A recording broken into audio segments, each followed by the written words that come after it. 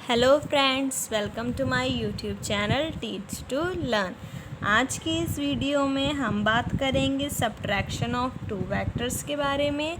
मुझे पता है अभी तक हम लोग सिर्फ एडिशन ऑफ टू वेक्टर्स की बात कर रहे थे, जिसमें हमने एडिशन ऑफ टू वेक्टर्स भी देखी और ये भी देखा कि एडिशन ऑफ टू वेक्टर्स के लिए कई लॉज भी अप्लाई होते हैं, जैसे triangle law, parallelogram law and polygon laws. फिर हमने उनके एनालिटिकल मेथड भी स्टडी किए। अब हम बात करते हैं सब्ट्रैक्शन ऑफ टू वेक्टर्स की, कि दो वेक्टर्स की सब्ट्रैक्शन कैसे होती है।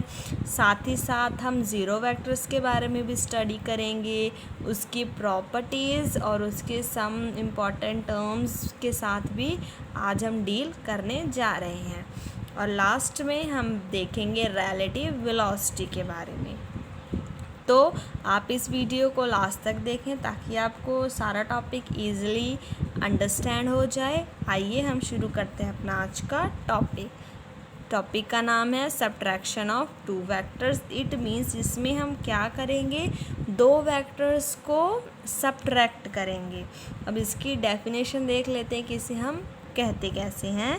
The subtraction of a vector Q from P. अगर हमने क्यू वेक्टर को पी वेक्टर से क्या करना है, सब्ट्रैक्ट करना है, तो इसे कैसे डिफाइन करेंगे।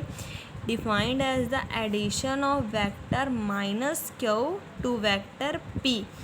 दस हम p माइनस क्यू तो लिख लेंगे, बट इसे असल में लिखते कैसे हैं, p vector plus minus of Q vector. इसका मतलब हम कर तो सब्ट्रैक्शन ही रहे हैं, पर हम डायरेक्टली उसे इस तरह सब्ट्रैक्ट नहीं लिख सकते। हम ये बोलेंगे भी ये कि हम ऐड किसे कर रहे हैं, माइनस क्यू वेक्टर को विद पी वेक्टर। इसमें भी हम एडिशन का वर्ड लेके आएंगे, सीधा सब्ट्रैक्शन नहीं कहेंगे, क्योंकि जो सब्ट्रैक्शन है दो वेक्टर्स की वो क्या है, डज नॉट ओबे, क्योंकि वो कम्यूटेटिव लॉ ओबे नहीं करती है। कम्यूटेटिव लॉ नहीं ओबे करेगी तो उसे वेक्टर नहीं मान सकते हैं। इसीलिए हम क्या करते हैं, सब्ट्रैक्शन करते हैं, बट ऐसे कहते हैं कि addition of vector minus q to vector p, इस तरह बोलते हैं। जैसे यहाँ भी हमने p एंड q वेक्टर दो कंसीडर किए हैं, और p वेक्टर इस डायरेक्शन में और q क्या है उसके ऑपोजिट डायरेक्शन में है, तो हमने उसे क्या ले लिया, माइनस q। और ac जो कि क्या है उसका रिजल्टेंट, उसकी वैल्यू हमें निकालनी है। अभी यहाँ पे ab क्या है, p वेक्टर है, और bc क्या है, माइनस q वेक्टर है। Then according to triangle of vector addition के अकॉर्डिंग ac क्या होगा, इन दोनों की एडिशन होगी, AB प्लस BC।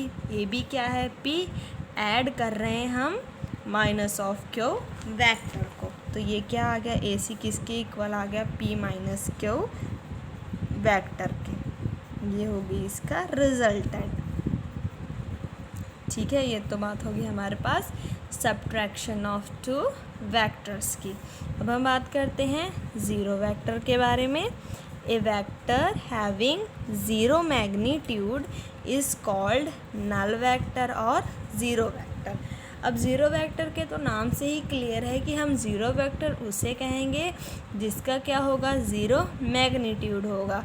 मीन्स उसका मैग्नीट्यूड बिल्कुल ज़ीरो है, ना के बराबर है। उस वेक्टर को हम क्या कहेंगे, ज़ीरो वेक्टर और नल वेक्टर।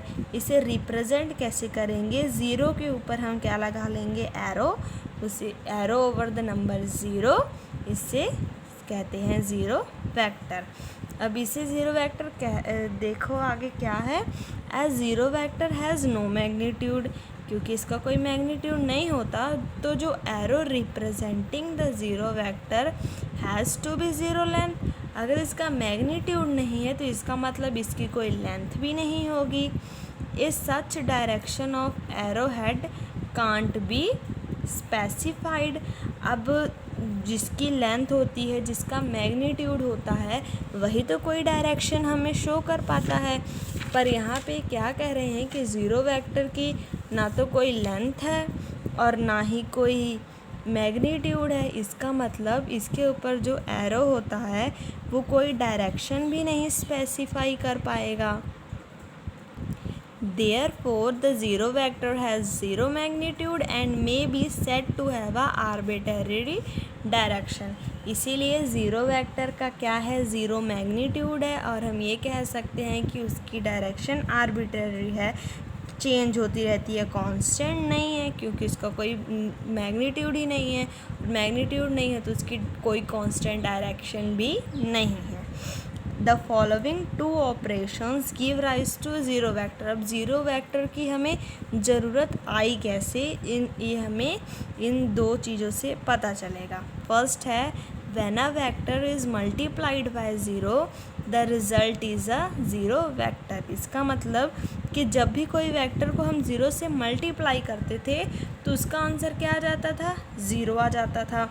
पर अगर हम उसे सिंपल ज़ीरो लिखेंगे, जैसे हमने यहाँ पे किया 5 को ज़ीरो से इसके लिए हम दूसरी एग्जांपल देखते हैं। हमने क्या किया, ज़ीरो को ए वेक्टर से मल्टीप्लाई किया तो ये क्या बन गया, ज़ीरो वेक्टर। पर जब पहले अगर हम करते थे कि किसी भी ज़ीरो को ए से मल्टीप्लाई कर दिया तो अगर हम उसे सीधा ज़ीरो लिखें तो अगर हम सीधा इधर भी ज़ीरो लिख देते तो ये क्या हो जाता, उल्ट हो जाता, क्योंकि इसका जो इस साइड पे है वो क्या है, वेक्टर क्वांटिटी है। तो दोनों साइड पे, क्योंकि इक्वल का निशान है तो दोनों साइड पे क्या होना चाहिए, वेक्टर होना चाहिए। जैसे हम एडिशन में करते हैं, एडिशन में भी अगर P vector plus Q vector को ऐड कर रहे हैं तो यहाँ पे जो रिजल्टेंट आ रहा है वो भी क्या आ रहा है, वेक्टर आ रहा है। तो इसी तरह मल्टीप्लिकेशन में भी तो होना चाहिए था वेक्टर। इसी कारण जब हम किसी ज़ीरो को मल्टीप्लाई किया तो वो ज़ीरो आया, तो इसके ऊपर भी हमने क्या लगा दिया, वेक्टर, और ये क्या हो गया, ज़ीरो वेक्टर। सेकंड कारण क्या था, when the negative of a vector is added to the vector the result is a zero vector. क्योंकि हम अगर किसी इक्वल एंड ऑपोजिट वेक्टर्स को ऐड करते थे तो उनका रिज़ल्ट भी क्या आ जाता था, ज़ीरो। इसी कारण यहाँ पे हमें इसके ऊपर क्या लगाना पड़ा, ज़ीरो, क्योंकि इसके इस लेफ़्ट हैंड साइड पे वेक्टर है तो राइट हैंड साइड पे भी क्या होना चाहिए, वेक्टर होना चाहिए। अब हम बात करेंगे प्रॉपर्टीज़ ऑफ ज़ीरो वेक्टर की। फर्स्ट प्रॉपर्टी है द एडिशन और subtraction of a zero vector from a vector is again same vector. कि अगर हम एडिशन करें या सब्ट्रैक्शन करें किसी वेक्टर की ज़ीरो के साथ तो वो क्या हो जाएगा, वही सेम वेक्टर हमारे पास आ जाएगा। जैसे ए को ऐड किया हमने ज़ीरो से या फिर सब्ट्रैक्ट किया ज़ीरो से तो वो क्या बन गया, दोबारा ए वेक्टर ही रह गया। सेकेंड प्रॉपर्टी क्या है, the multiplication of a non zero real number with a zero vector is again a zero vector if n is a non real number. अगर हम क्या कह रहे हैं ये भी, अगर हम ज़ीरो को किसी नॉन ज़ीरो रियल नंबर से मल्टीप्लाई करेंगे तो वो क्या हो जाएगा, ज़ीरो हो जाएगा। तो यहाँ पे इन्होंने एग्जाम्पल के रूप पे लिया है कि n क्या है, नॉन ज़ीरो रियल नंबर है, उसे अगर हमने ज़ीरो वेक्टर से मल्टीप्लाई किया तो वो क्या बन जाएगा, ज़ीरो वेक्टर। ये होगी इसकी सेकंड प्रॉपर्टी। थर्ड प्रॉपर्टी है if n1 and n2 be are two different non zero real numbers then the relation, इसका मतलब ये इनके बीच का रिलेशन क्या होगा, n1 a vector is equal to n2 b vector. और ये दोनों एक दूसरे को होल्ड कब करेंगे, मीन्स इक्वल कब होंगे, if both a vector and b vector are zero vector.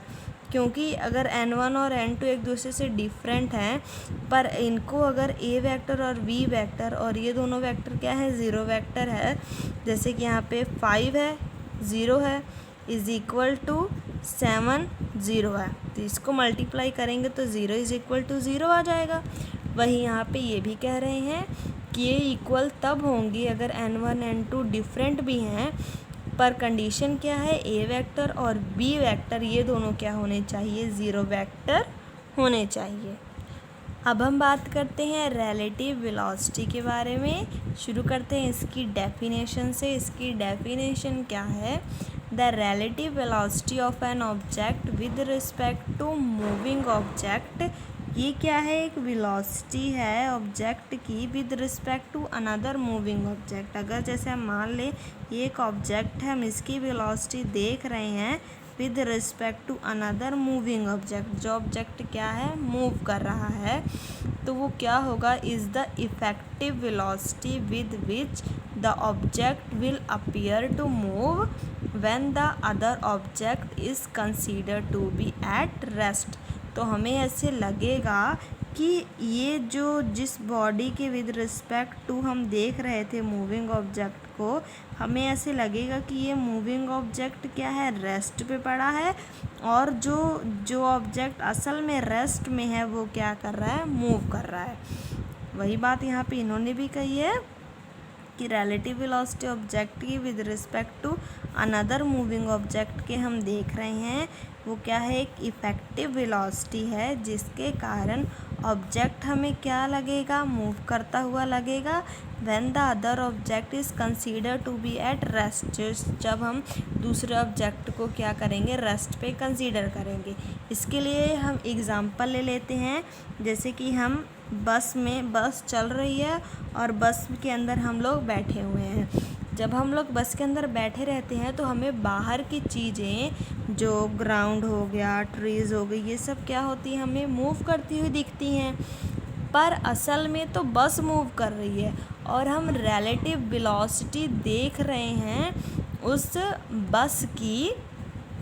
बस को हम कंसीडर कर रहे हैं रिलेटिव वेलोसिटी के रूप में, और उसकी relative velocity with respect to ground, trees, flowers, इसके अकॉर्डिंग देख रहे हैं।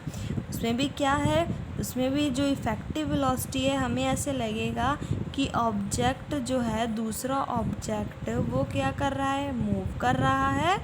जो ऑब्जेक्ट जिसकी विद रिस्पेक्ट टू हम रिलेटिव वेलोसिटी देख रहे हैं, मींस कि ये ग्राउंड, ट्री, ये सब क्या कर रहे हैं, मूव कर रहे हैं, जबकि जो दूसरा ऑब्जेक्ट है उसे हमने क्या कर लिया है, कंसीडर कर लिया है रेस्ट पे। जैसे हमने बस को क्या मान लिया है कि वो रेस्ट पे खड़ी हुई है और बाकी चीज़ें चल रही हैं, ग्राउंड हो गए, ट्री हो गए, ये सारी चीज़ें हमें चलती हुई दिखाई दे रही हैं। तो ये क्या हो जाती है, रिलेटिव वेलोसिटी हो जाती है, जो हम कंसीडर करते हैं एक ऑब्जेक्ट से के विद रिस्पेक्ट टू दूसरे मूविंग ऑब्जेक्ट के अकॉर्डिंग। तो उम्मीद है आप लोग को ये सारा टॉपिक अच्छे से क्लियर हो गया होगा। वीडियो पसंद आई हो तो इसे लाइक करें, मेरे चैनल को सब्सक्राइब करें। Thanks for watching my video.